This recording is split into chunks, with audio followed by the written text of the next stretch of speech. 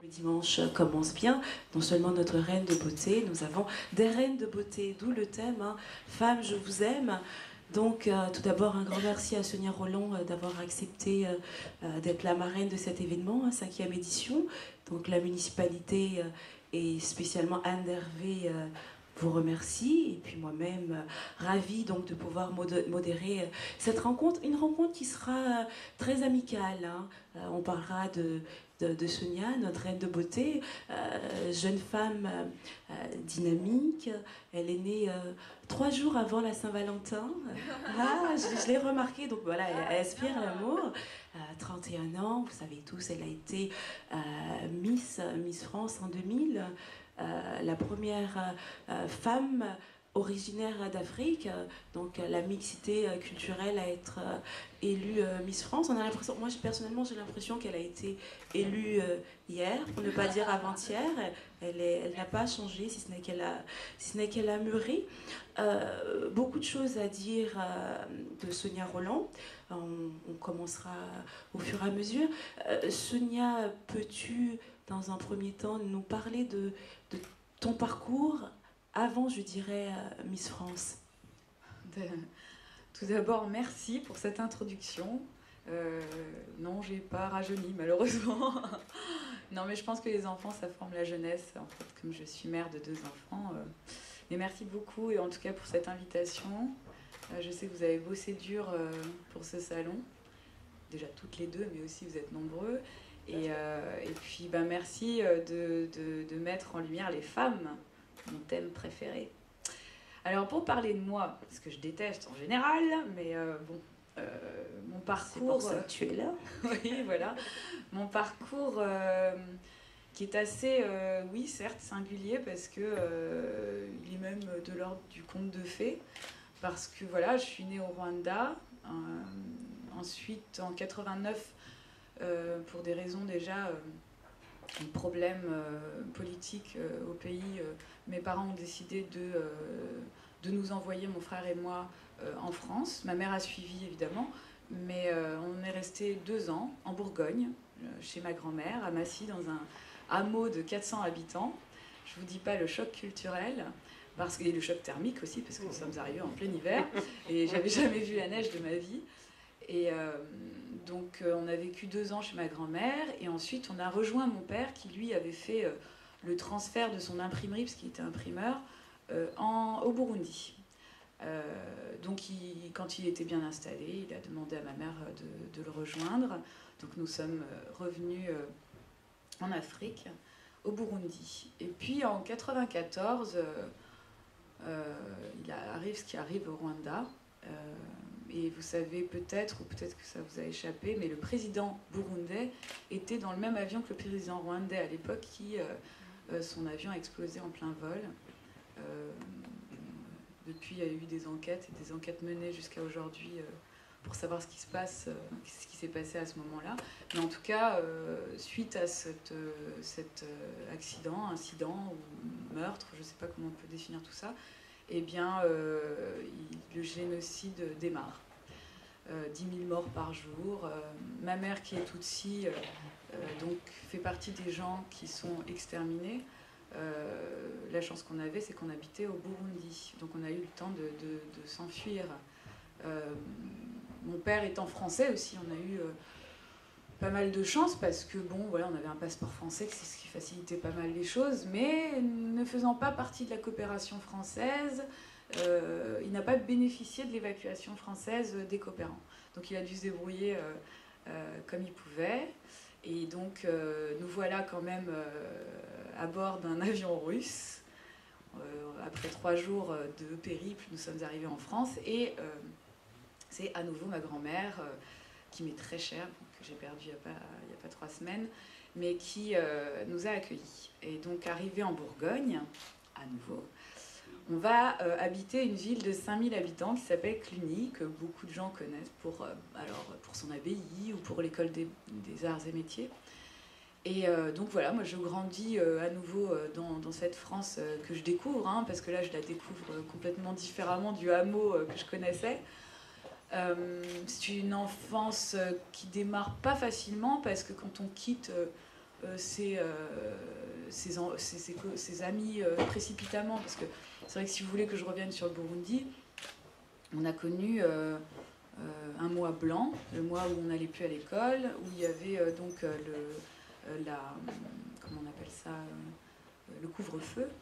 Et puis c'était un mois où on était quand même terrorisés par ce qui se passait à l'extérieur. Et puis bon, on avait la radio qui nous disait ce qui se passait. Il n'y avait plus de télévision, ça je me souviens. Et puis il y avait du vandalisme, il y avait tout, quoi. C'était vraiment la période de guerre. Et donc voilà, après arrivé en France, à l'adolescence, je grandis. Juste Sonia, une petite seconde pour situer.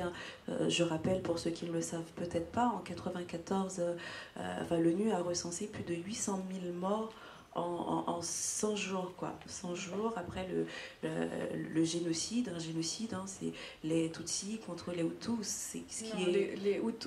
Les Hutus, en fait, sont malheureusement à l'époque, il y avait une haine raciale très forte, et ce qui a poussé à l'extermination en masse, alors à hauteur de 10 000 morts par jour. C'était vraiment très programmé, c'était sur liste. Ma mère y figurait d'ailleurs, mais bon, la chance, comme je vous le disais, c'est qu'on était au Burundi. Ils ont commencé par les hauts fonctionnaires, les diplomates, les gens les plus connus, on va dire, et puis après, petit à petit, c'est la population elle-même qui s'est fait sur des critères physiques. Le Rwanda, en fait, moi, je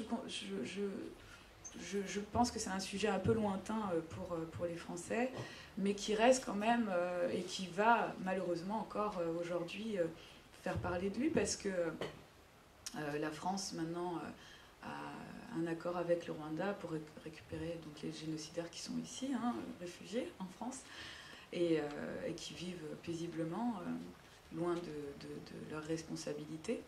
Et qui, donc le Rwanda aujourd'hui a demandé à tous les pays qui hébergeaient ce genre de personnes de les envoyer au tribunal d'Arusha.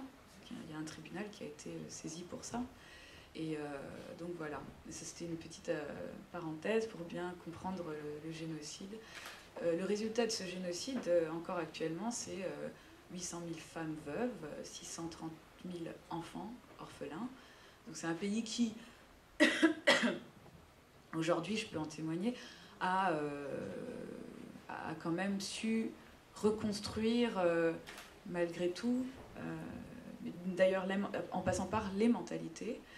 C'est un des pays aujourd'hui qui se place parmi les pays les plus écologiques au monde, qui a su donner le pouvoir aux femmes, d'ailleurs les pouvoirs les plus importants, que ce soit la justice, la défense, les affaires étrangères, sont aux mains des femmes. Et puis, il a imposé aussi la parité au gouvernement et la majorité féminine au Parlement, ce qui n'est pas rien pour un pays d'Afrique.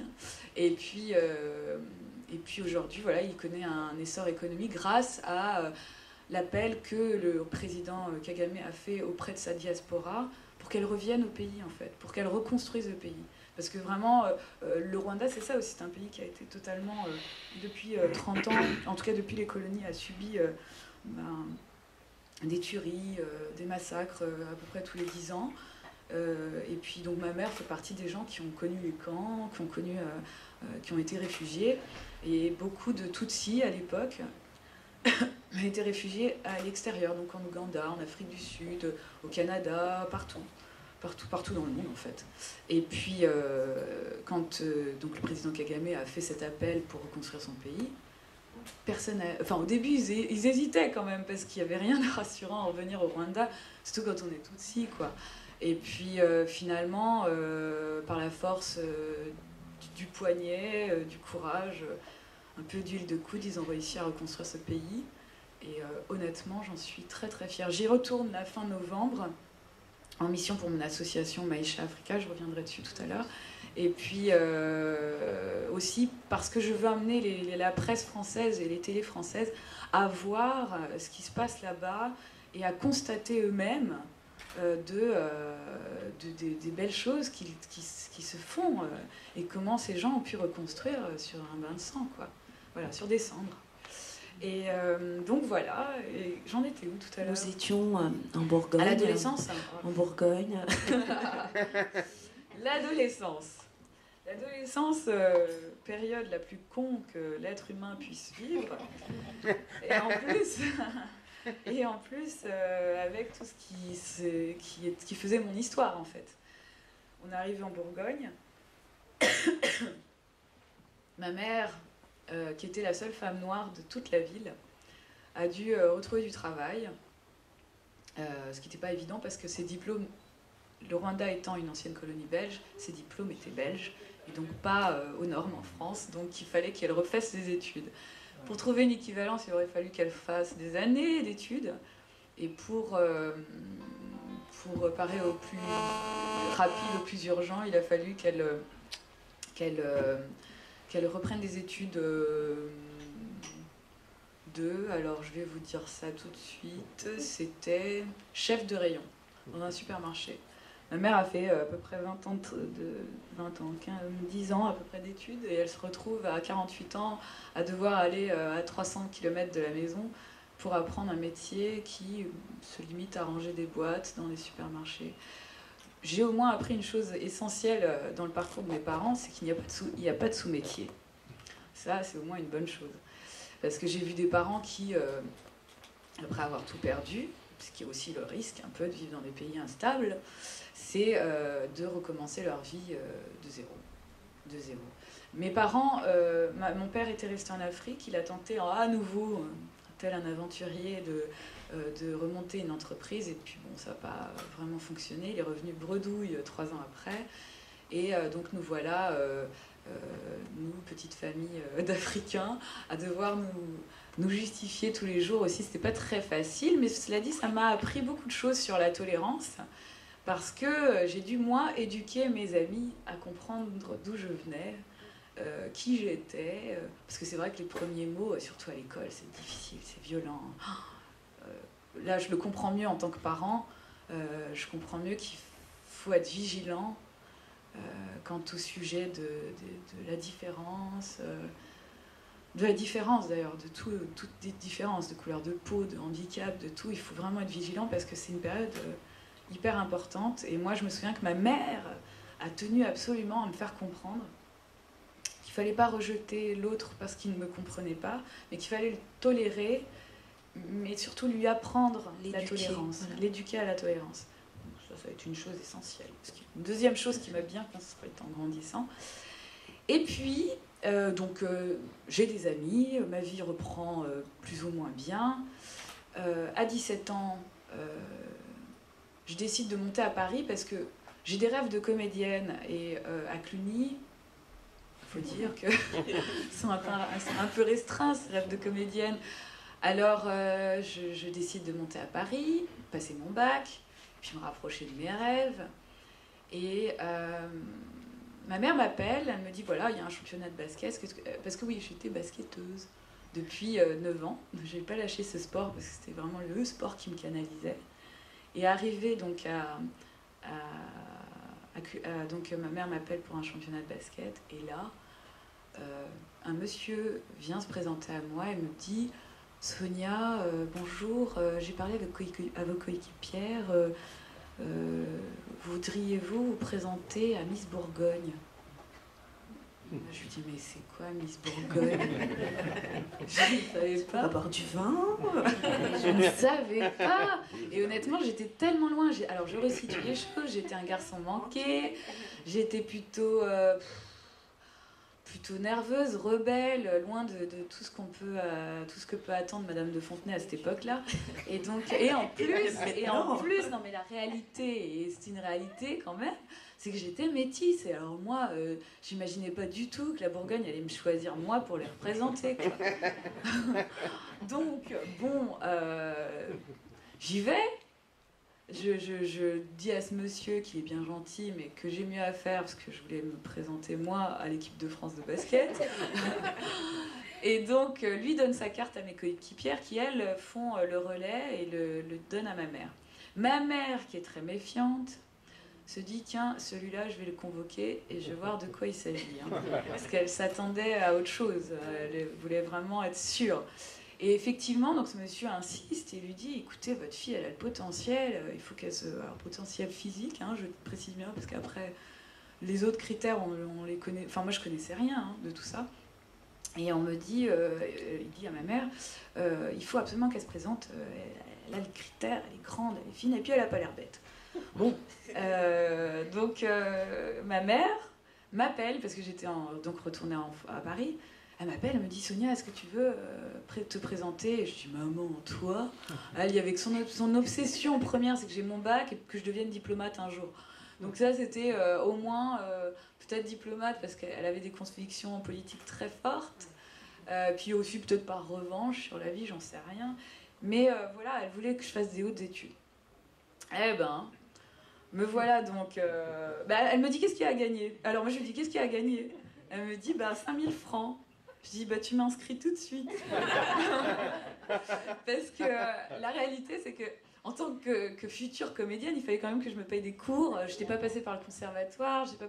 Pour passer le conservatoire, il fallait au moins que j'ai mon bac. Donc tout ça était un peu compliqué. Donc je lui dis alors vas-y, inscris-moi, mets-moi sur la liste. Elle me dit mais tu sais, vous êtes quand même 140. Juste pas grave, je vais y aller. Bon, j'arrive à Chalon-sur-Saône. Et là, alors, c'est burlesque. Hein. C'est-à-dire que je ne sais pas si vous avez idée de ce que peut être une présélection de Miss en régionale. C'est-à-dire que, en fait, voilà, il y a une salle des fêtes qui est... Alors, il y a une espèce de table en U, comme ça. Il y a donc la Miss qui a gagné l'année précédente. Vous avez des élus aussi, d'ailleurs. Les élus à la culture ou je ne sais pas quoi, qui sont heureux de voir plein de belles filles y passer. Hein. Et puis vous avez les partenaires, donc même celui qui est le fromager du coin a le droit à sa table. Hein. Donc du coup c'est assez déroutant quand vous vous retrouvez dans ce genre de contexte, surtout quand vous n'avez jamais en tout cas voulu vous présenter. Donc le premier passage est un passage en maillot de bain. Croyez-moi que le fromager est heureux d'avoir fermé la boutique ce jour-là. Ensuite, vous avez donc un passage où... alors oui, bizarrement, le passage en maillot de bain, c'est le passage où on vous met assis sur une chaise et on vous pose des questions. Ce qui est tout à fait naturel, normal. Voilà, entre voilà, exactement. Et donc, on pose cette fameuse question, pourquoi voulez-vous vous présenter à Miss Bourgogne?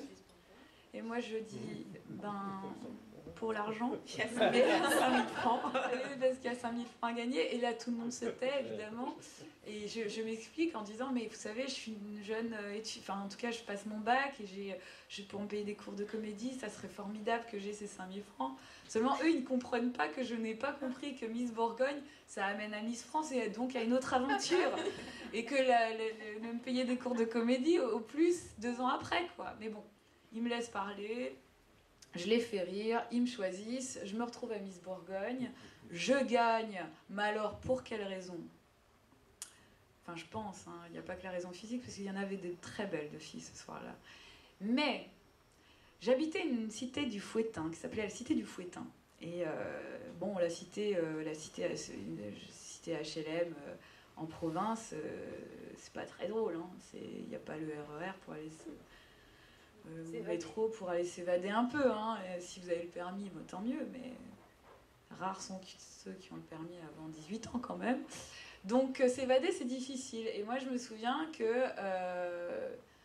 j'ai quand même tissé des liens très particuliers, très heureux avec les gens de cette cité, qui au début ne nous acceptaient pas tant que ça quand on est arrivé du Rwanda. Et ces gens-là se sont tous cotisés pour s'offrir un bus et venir m'encourager. Alors je vous dis pas l'ambiance qu'il y avait. Ils sont tous venus dans les gradins, évidemment c'était gratuit, donc dans les gradins, mais ils ont foutu un bordel tel que je pense que les gens n'avaient pas le choix de m'élire. Ils n'avaient pas le choix, c'est-à-dire qu'ils étaient franchement obligés à un moment, parce qu'il y avait des menaces qui venaient d'avoir. Même le maire de Cluny s'était déplacé. Même Monsieur le maire de Cluny s'était déplacé.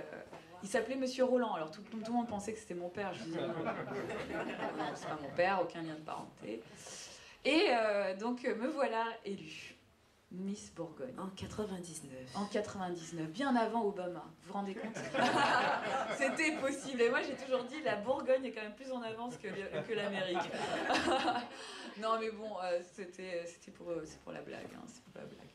Et nous voilà chez Madame de Fontenay en 2000. Mais alors, la rencontre avec Madame de Fontenay. La rencontre avec Madame de Fontenay. Quand je suis élue Miss Bourgogne, elle vient, elle dit « Je savais que vous alliez être élue. » Elle sait tout le temps, de toute façon. En général, pour avoir vécu 1 an avec elle, je peux vous dire qu'elle a vraiment du pif. Hein. Mais elle me dit « Vous, je sens que vous allez aller plus loin que les autres. » Je dis « Ah bon, pourquoi ?» Elle me dit « Parce que vous avez du répondant. » Je dis « Ah, d'accord. » Je savais pas trop ce qu'elle voulait dire par là, mais bon. Parce que je n'imaginais pas qu'après Miss France, j'allais me taper des kilomètres d'interviews, des kilomètres de route à travers la France et de rencontres et tout ça, parce que je ne connaissais rien de Miss France. Moi, vraiment, je suis élue Miss Bourgogne en octobre 99, Miss France en décembre. Alors, je vous dis pas, ça fait très court quand même pour devenir Miss France. Ça se travaille quand même. Et donc, moi, je me souviens que justement, pour parler de travail, ça va être un peu la note d'humour, ma mère me dit, après l'élection de Miss Bourgogne, elle me dit « Sonia, il va falloir que tu comprennes que tu as beaucoup de choses à faire là. Au niveau de la posture, du langage, c'est pathétique. Donc, il va falloir travailler. » Donc je me souviens qu'elle me mettait des bottins de téléphone sur la tête et qu'elle me faisait passer l'aspirateur sur des talons, au perché, sur des talons de 10 cm. Et elle me faisait des exercices de diction, de parler français, parce que... Oui, je sortais de l'adolescence quand même, donc le vocabulaire était quand même restreint. Très soutenu. Ouais, très soutenu. Même Madame de Fontenay. Alors, vous savez, des fois, je lui envoyais des lettres. Elle était tellement drôle. Je lui envoyais des lettres et pour lui dire combien j'étais heureuse en tant que Miss France. Et elle me les renvoyait avec des corrections en rouge. Ah, je vous dis pas la psychose que j'avais à chaque fois que je lui écrivais une lettre. J'étais tellement terrorisée. Mais bon. Madame de Fontenay. Donc 2000 qui t'emmène un petit peu partout, oui. Voyager. Ah, je découvre la France. Mais vous savez quoi? Je pense que le plus beau souvenir que j'ai de Miss France, c'est ça, c'est de découvrir la France. C'est la meilleure opportunité finalement pour découvrir la France, son patrimoine culturel, culinaire. Mon Dieu, que j'ai pris des kilos, j'ai pris 12 kilos. J'ai mangé. Non, mais j'ai eu le temps de les perdre hein, depuis, vous croyez. Mais 12 kilos quand même de bonne gastronomie française. En tout cas, de belles choses se sont déroulées, succédées après l'élection, la comédie. Et mon rêve. Le rêve. Mon rêve. Mais alors, pour être très honnête, l'année de Miss France, c'est formidable, hein, on a beaucoup de choses. Mais il ne faut pas s'éloigner de ses buts. Parce que moi, mon but, c'était d'être comédienne. Et je me suis dit, tiens, je me présente à Miss Bourgogne, Miss France, ça va m'ouvrir des clés. Ça va m'offrir une clé, ça va m'ouvrir des portes, ça va être formidable. Et finalement, non, parce que Miss France, c'est un label, c'est une marque très forte, c'est une connotation très très forte, et qui s'éloigne vraiment de l'univers du cinéma ou du théâtre, de l'univers intellectuel, en fait, entre guillemets. Et donc, du coup, il m'a fallu travailler ça après, et puis m'éloigner aussi des médias, parce que j'ai bénéficié d'une chance, d'une chose, et j'ai eu beaucoup de chance, c'est que après 98, vous vous souvenez de la Coupe du Monde 98, c'était la France Black Blamber. Et donc du coup, on était très heureux parce que Miss France aussi était métisse. Et donc c'était tout un symbole. Je pense qu'on a élu un symbole. Tout à fait, ça t'a ouvert des portes, parce que c'est vrai qu'au niveau cinématographique, dans les années 90, 98, voire 2000, il n'y avait rien. Non, mais il y avait une révolution culturelle en France. On voulait de la diversité. On voulait voir des gens. Jamel Debbouze émergeait à cette époque-là, Gad Elmaleh aussi, Omar et Fred, tous ils émergeaient. On faisait les mêmes plateaux télé. C'était vraiment les années où cette France multiculturelle émergeait à travers l'humour, le foot, le sport et tout ça, la musique. Et donc moi j'ai vraiment bénéficié, j'ai pris cette vague-là en fait. Mais après, soucieuse quand même qu'on oublie un peu ce titre de Miss France pour qu'on voit aussi la comédienne que j'étais et que je voulais montrer, je me suis éloignée. Donc pendant 2 ans, je suis partie à travers le monde, j'ai fait mon métier de mannequin qui m'a rapporté de l'argent assez en tout cas pour que je puisse prendre des cours de comédie et que j'apprenne ce métier.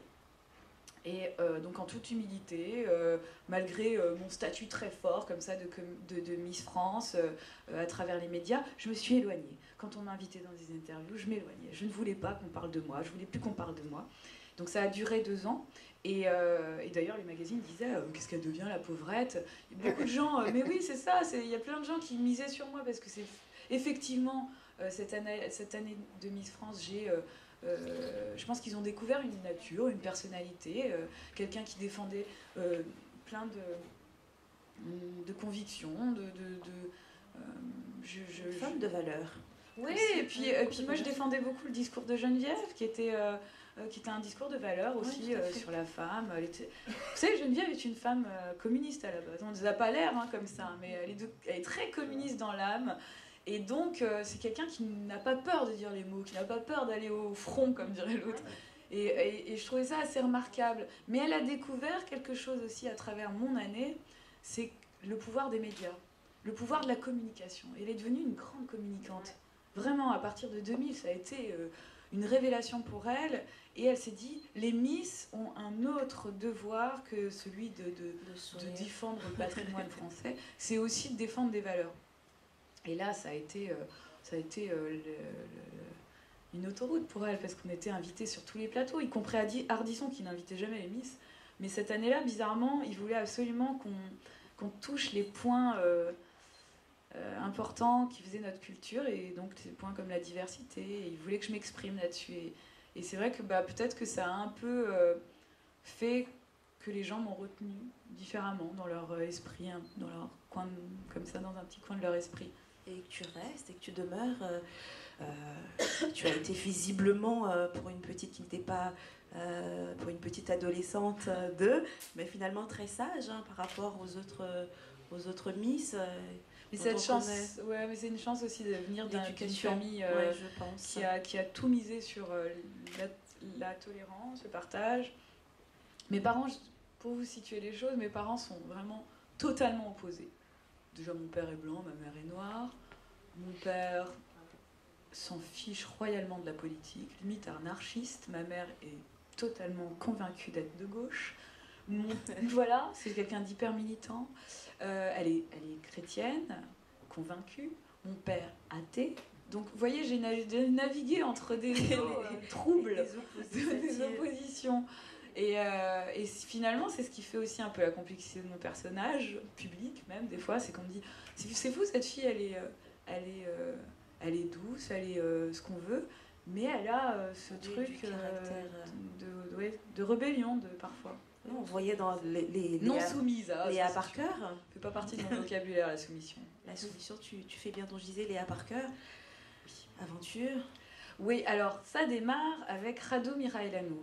Mon métier de comédienne démarre par là, par cette rencontre.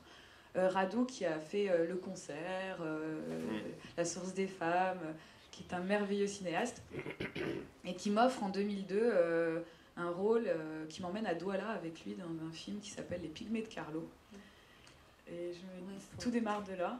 Et en fait, ce film a été présenté au Festival de Saint-Tropez. Et un jeune producteur un peu ambitieux arrive et me dit, voilà, ça vous dirait de faire un casting, j'ai un rôle à vous proposer, celui de Léa Parker en fait. Et n'ayant pas énormément d'expérience, j'étais assez étonnée quand même qu'ils veuillent me confier ce rôle-là. Enfin, c'est un rôle quand même avec il y avait 20 épisodes, 52 minutes et tout ça. Et finalement, ça s'est très bien passé. J'ai fait 6 fois le casting, 6 fois. Et en fait, il avait tout préparé dans sa tête. Il avait préparé un DVD où j'étais revenue 6 fois pour convaincre la chaîne. Parce que la chaîne n'était pas convaincue au départ. M6 n'était pas convaincue du tout. Et en fait, ils m'ont convoqué. Quand donc ils m'ont choisi, ils m'ont convoqué dans la tour M6, là en haut. Et ils m'ont dit est-ce que vous avez conscience des responsabilités qui reposent sur vos épaules ? Alors j'ai dit, je pense pas que je vais trouver un vaccin là ou sauver le monde. Mais en revanche, une chose est sûre, c'est que si je réussis pas ce rôle, si je ne réussis pas ce projet, on n'entendra plus parler de moi. Tandis que vous aurez toujours vos sièges. Je dis donc vous, qu'est-ce que...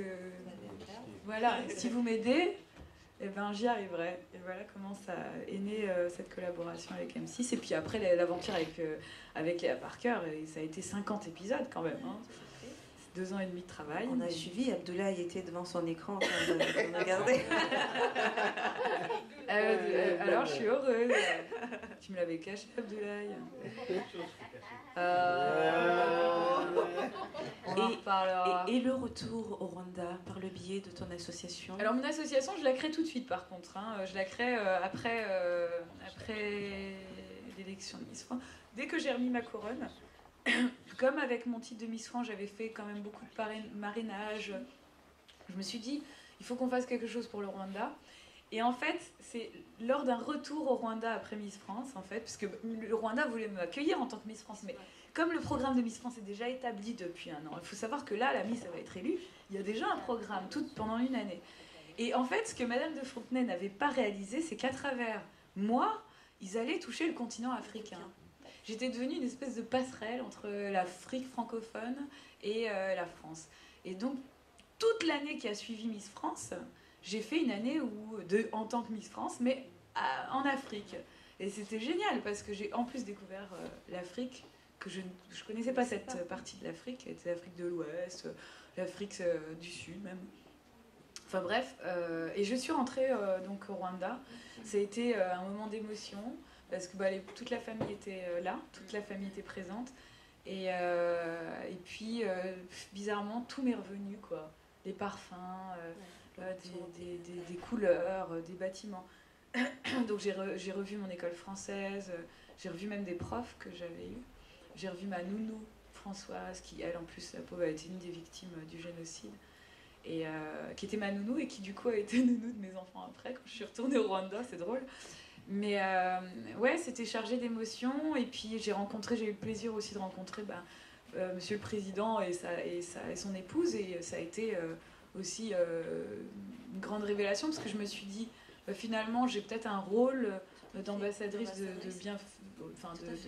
comment on appelle ça, de bonne volonté auprès de ce pays.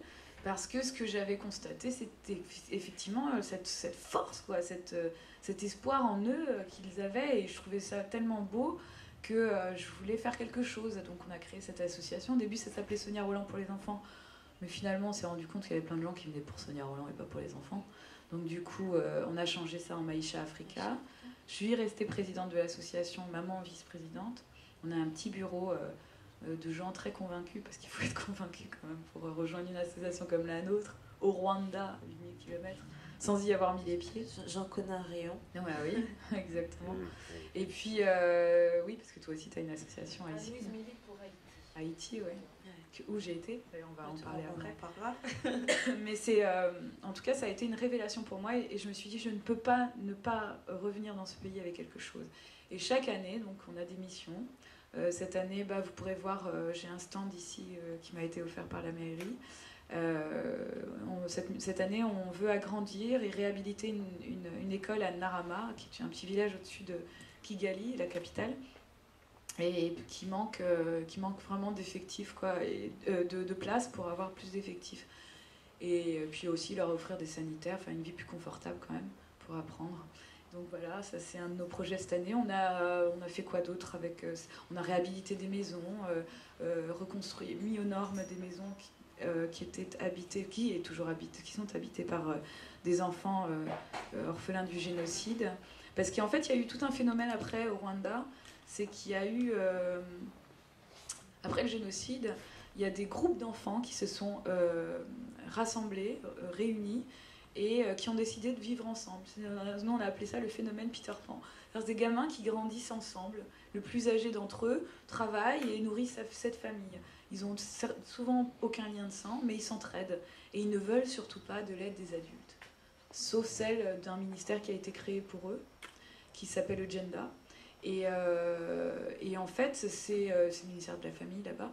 Mais ils ne veulent pas de l'aide des adultes. Ils ont tellement peu de foi en l'adulte qui a détruit ce pays que du coup, la seule qu'ils acceptaient, c'était moi. Et je suis venue, j'ai été à leur rencontre, j'ai eu cette révélation-là. Donc le premier voyage, j'ai eu cette révélation. Et je me suis dit, il faut qu'on fasse quelque chose pour ces enfants. Ils m'ont mis une telle claque, parce que leur structure, leur force et le côté téméraire m'a bousculée, quoi. Et je me suis dit, il faut qu'on fasse quelque chose pour eux. Donc chaque année, on cherchait à réunir des fonds pour réhabiliter des maisons qui avaient été construites après le génocide, et souvent par des génocidaires d'ailleurs prisonniers, parce qu'il y a eu tout un plan de reconstruction comme ça qui a été mis en place. Mais malheureusement, ces maisons partaient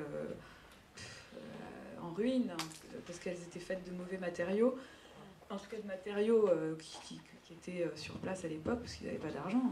L'État n'avait aucun fonds pour ça. C'est pas un pays qu'on a aidé tout de suite.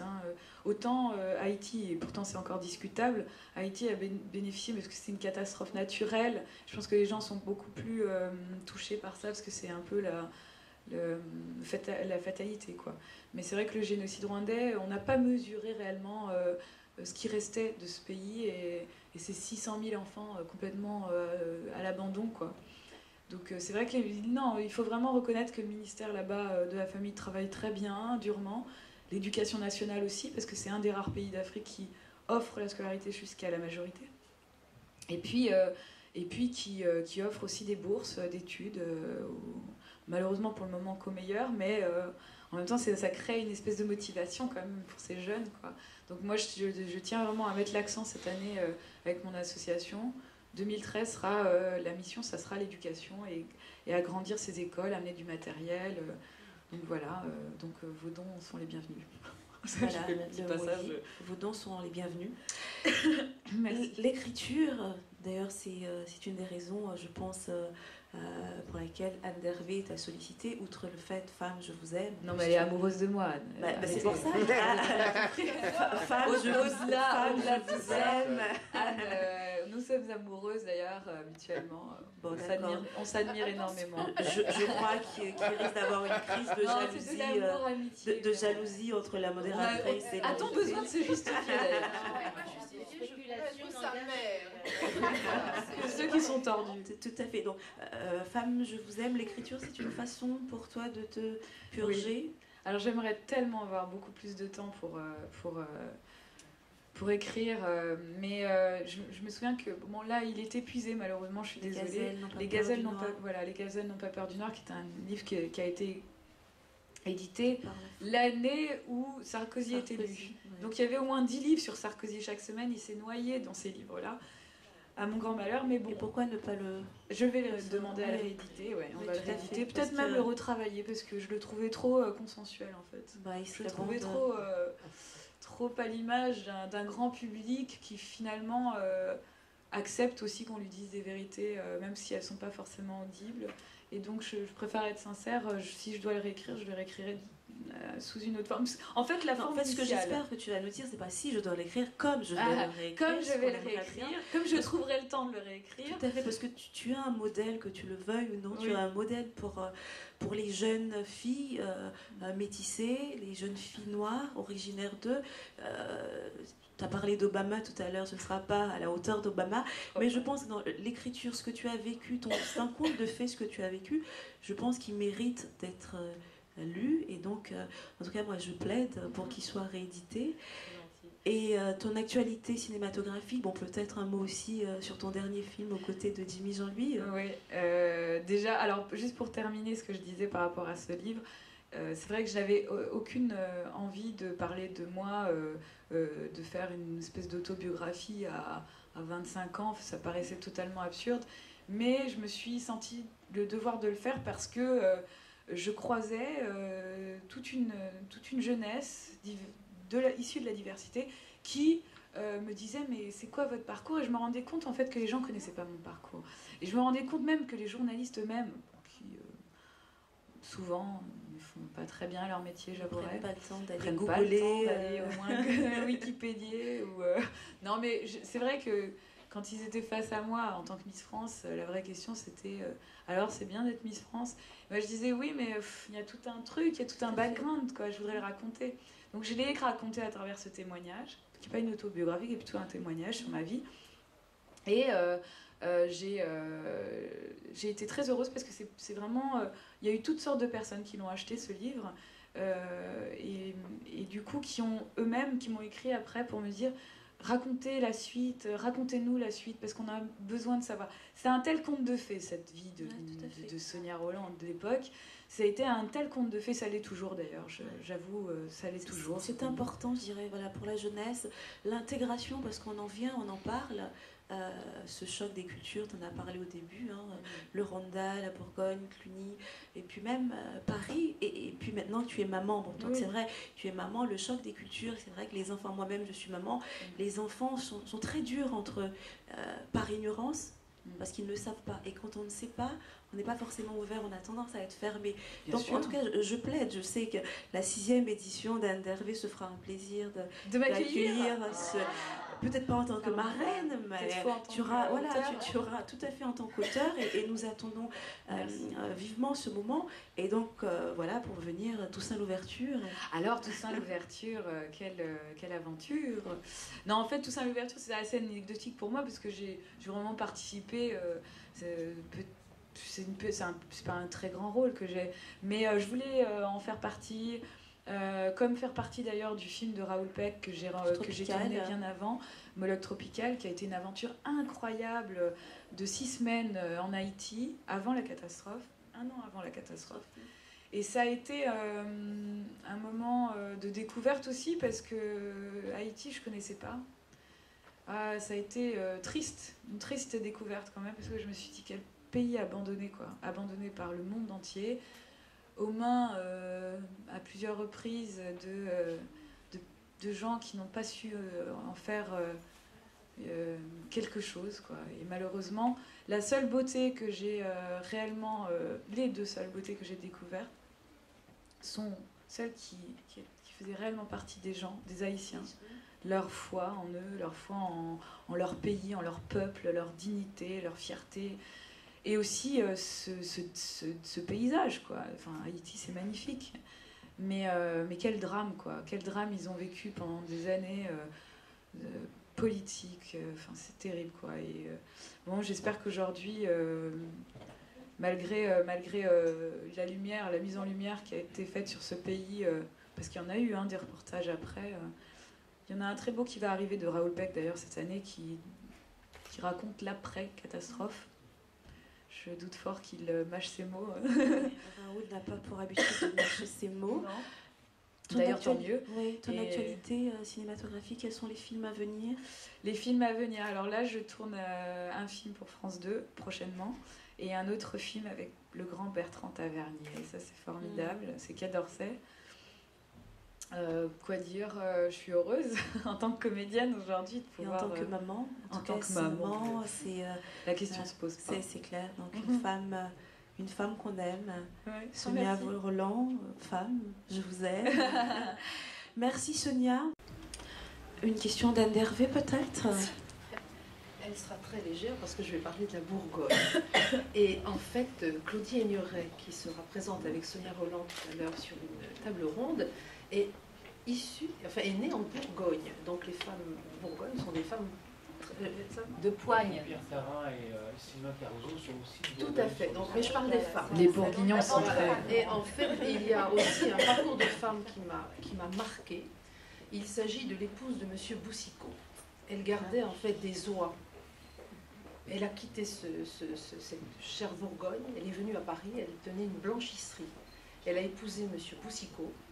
Donc on connaît ce magnifique magasin qui s'appelle Le Bon Marché. Mais après le décès de M. Boussicot, c'est elle qui a monté l'hôtel Lutetia. Ouais. Donc c'est un parcours de femme inouï. Donc moi je dis bravo la Bourgogne. Parce que... Mais c'est vrai que les Bourguignons sont reconnus pour être un peuple très je pense que de poigne. Duras aussi est née en Bourgogne. Donc, comment dirais-je, bon bref, c'est pas le propos. Mais bon, tout à l'heure, Claudie Aigneret sera présente à 14h, à nouveau avec Sonia Rolland. Très bien. Merci à vous. Je vais pas. Je vous permets de poser des questions, bien entendu. Non, je trouve que c'était pas mal, en fait, pour terminer, que Madame reprenne ses propos. Juste pour clôturer, vous avez dit quoi tout à l'heure? Femmes de Bourgogne, nous vous aimons. Merci Sonia et bon appétit. شهر هزار و کنیزه